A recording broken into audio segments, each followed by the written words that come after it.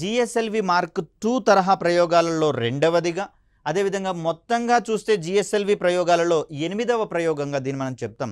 ఈ వేరియేషన్స్ మనం కాస్త జాగ్రత్తగా చూసుకోవాలి. దీంట్లో భాగంగా జీశాట్ 14 అనేటటువంటి ఉపగ్రహాన్ని ప్రయోగించుకున్నాం. ఇది సక్సెస్ కావడంతో ఇండియా అనేది స్వదేశీ క్రయోజెనిక్ సాంకేతిక పరిజ్ఞానం కలిగినటువంటి దేశాల జాబితాలో 6వ స్థానంలోకి చేరడం అనేది జరిగింది.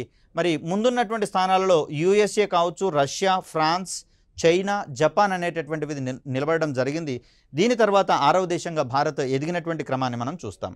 ఇక నెక్స్ట్ జరిగినటువంటి ప్రయోగాలన్నీ కూడా మనకు జిఎస్ఎల్వి మార్క్ 2 వాహక నౌక యొక్క ప్రయోగాలుగా మనం చూస్తాం. దీంట్లో మనకు ప్రాధాన్యత కలిగినటువంటి ప్రయోగాలు పెద్దగా ఏమీ లేవు. ఇక్కడ ఇన్సాట్ 3DR అనే దాని గురించి చెప్తే ఇది సమాచార ఉపగ్రహంగా కాక వాతావరణ పరిశోధన ఉపగ్రహంగా మనకు కనిపిస్తూ ఉంది. ఇక్కడ జీశాట్ 9 అనేటటువంటి దాన్ని 2017లో ప్రయోగించినము జిఎస్ఎల్వి F09 వాహక నౌక ద్వారా. ఇక్కడ జీశాట్ 9ని మనము సౌత్ ఏషియా శాటిలైట్గా మనం పరిగణించేటటువంటి ప్రయత్నం చేస్తాం. ఇక జీశాట్ 6A 7A ఇక్కడ EOS-3 అనేది భూ పరిశీలన ఉపగ్రహంగా మనం చూస్తూ ఉన్నాం. క్రయోజెనిక్ ఇంజన్లో ఏర్పడినటువంటి లీకేజీల వల్ల ఈ ప్రయోగం విఫలం కావడం అనేది జరిగింది. దీని తర్వాత చేపట్టినటువంటి NVS-01 ప్రయోగం గురించి కనుక మనం మాట్లాడితే ఇది మార్గనిర్దేశక ఉపగ్రహ వ్యవస్థలో భాగంగా మనకు నావిక్ సిస్టమ్ని ఏర్పాటు చేసుకున్నాం కదా. దీంట్లో భాగంగా ఏర్పాటు చేసినటువంటి మొదటి ప్రయోగంగా దీన్ని మనం చెప్తాం.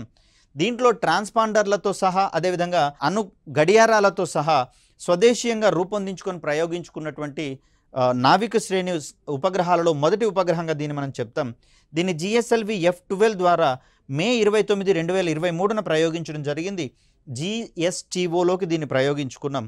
దీని తర్వాత ఇటీవల కాలంలో తాజాగా చివరిగా జరిగినటువంటి జిఎస్ఎల్వి మార్క్ 2 ప్రయోగంగా జిఎస్ఎల్వి F14 కనిపిస్తూ ఉంది. 2024లో చేపట్టినటువంటి ప్రయోగంగా దీన్ని మనం చూస్తున్నాం. దీని ద్వారా ఇన్సాట్ 3DS ప్రయోగించుకోవడం జరిగింది. ఇంకొక విషయం ఏంటంటే ఇన్సాట్ 3DR మాదిరిగానే ఇన్సాట్ 3DS కూడా పూర్తి స్థాయిలో వాతావరణ పరిశోధన ఉపగ్రహంగా మనం చెప్తాం. కాబట్టి ఈ సందర్భంలో క్రింది వానిలో సమాచార ఉపగ్రహాలు అయినవేవి కానివేవి అనేటటువంటి కోణంలో కనుక క్వశ్చన్ పడితే దాంట్లో ఇన్సాట్ 3D ఒకటి, 3DR మరియు 3DS ఇవి ఇన్సాట్ తరహాకే చెందినవి కానీ సమాచార ఉపగ్రహాలు కావు. ఇవి పూర్తిగా వాతావరణ పరిశోధక ఉపగ్రహాలుగా మనం గుర్తుపెట్టుకోవాలి.